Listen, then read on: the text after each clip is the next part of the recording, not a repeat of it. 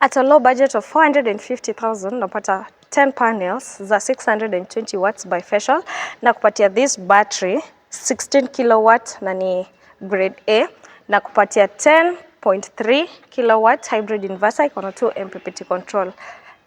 This is the battery 16 kilowatt. For instance, ukitaka kutumia 32 kilowatt nitakupatia this battery, nikupatia this inverter na battery mbili za 16 kilowatt na panels 18 za 620 watts bifacial solar panel. That is in case uko na load kubwa. Ukiwa na load ndogo customer, we niambie, nitakupatia quotation ya yenye taserve hiyo appliances zako. Nipigie simu ama univisit kwa warehouse. Currently prices zimesha drop. You can save with us.